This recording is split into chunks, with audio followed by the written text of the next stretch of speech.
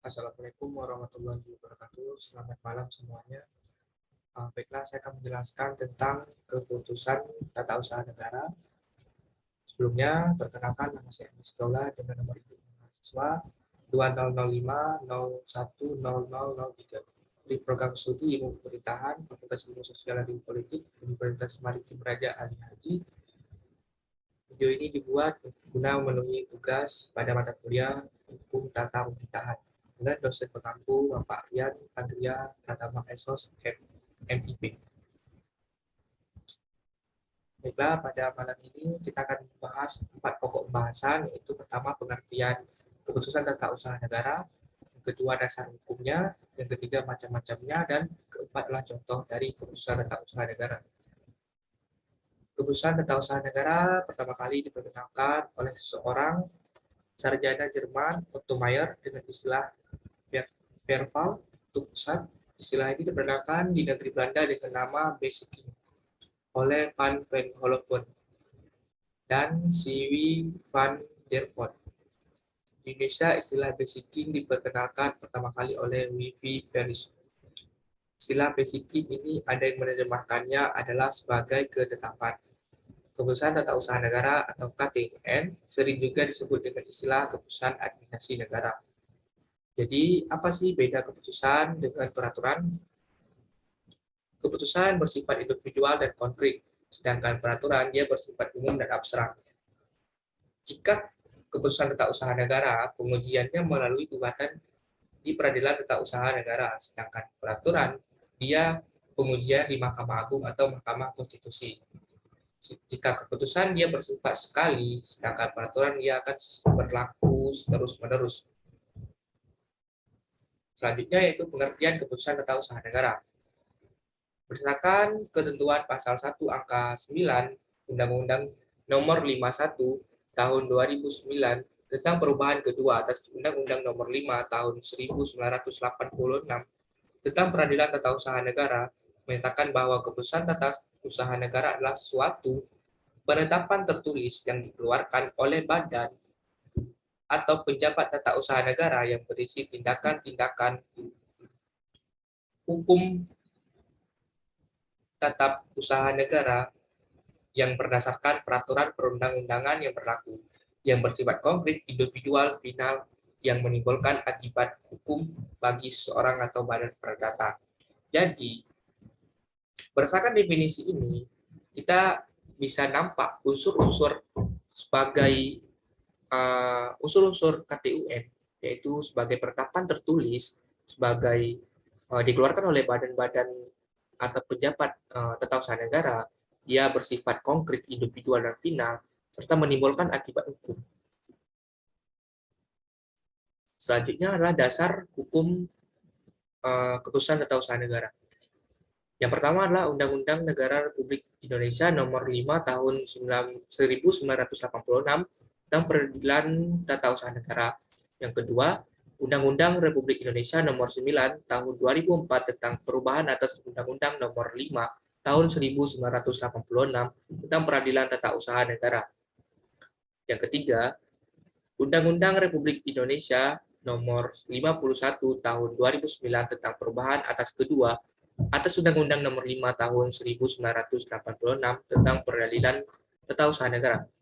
Yang selanjutnya nomor 4 Undang-Undang Republik Indonesia Nomor 30 Tahun 2014 tentang Administrasi Pemerintahan.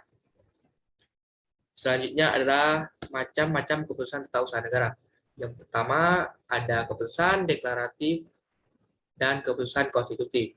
Yang kedua selanjutnya keputusan anmelding dan keputusan yang permanen. Yang selanjutnya adalah keputusan yang bebas dan terikat. Yang selanjutnya ada keputusan positif dan negatif. Ada keputusan perorangan dan kebendaan.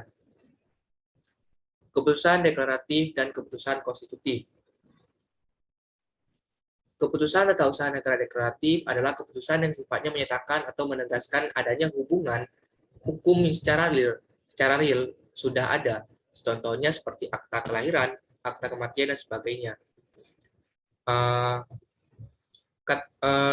Keputusan tata usaha deklaratif ini dia bersifat mutlak sebagai alat bukti. Ini bukan sebagai alat bukti mutlak, jadi masih mungkin dibuktikan dengan alat bukti yang lainnya.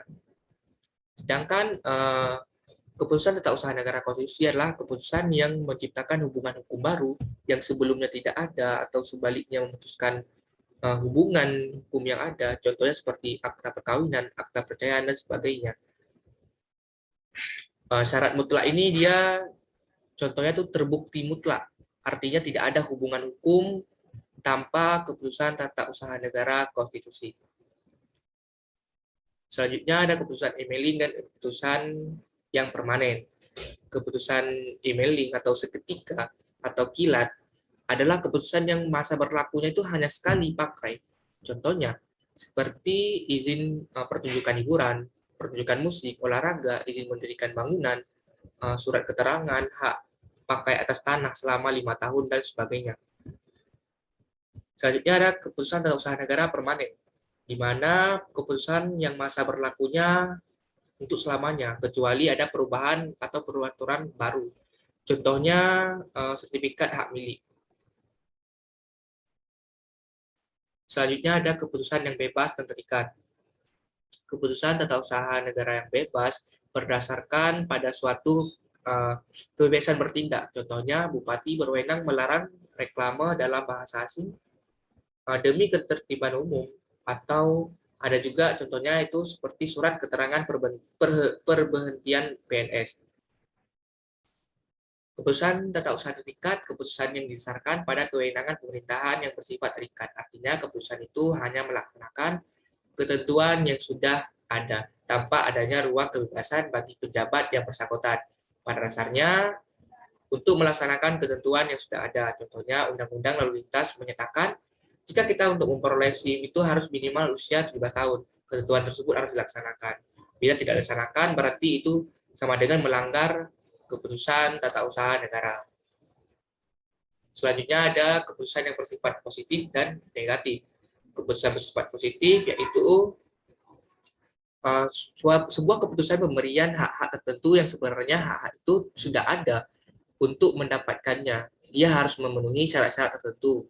Keputusan positif dapat dibagi ke dalam 4 golongan, yaitu keputusan yang umum atau melahirkan atau menimbulkan keadaan hukum baru. Misalnya, pemberian keputusan izin suatu PT, pemberian ijazah pada seorang sarjana PTS atau PTN, keputusan mendirikan atau membubarkan suatu badan hukum, keputusan yang melahirkan sebuah hak baru yang menguntungkan, keputusan yang membebankan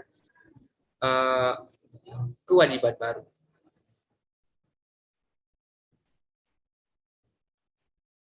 Selanjutnya itu keputusan negatif, yaitu keputusan untuk tidak melakukan suatu perbuatan dalam suatu hubungan hukum atau penolakan terhadap suatu permohonan untuk melakukan atau mengubah suatu keadaan hukum tertentu yang telah ada. Untuk keputusan negatif yaitu seperti suatu kenyataan tidak berwenang, suatu kenyataan tidak diterima, atau suatu penolakan. Contohnya, izin IMB ditolak dengan dasar-dasar tertentu, terus KTP dan sebagainya. Keputusan perseorangan atau kebendaan. Keputusan tata usaha negara perseorangan yaitu yang diterbitkan kepada seseorang berdasarkan kualitas pribadi tertentu, di mana hak yang ditimbulkan tidak dapat dialihkan kepada orang lain. Contohnya surat keterangan PNS, surat keterangan izin mengemudi, dan sebagainya.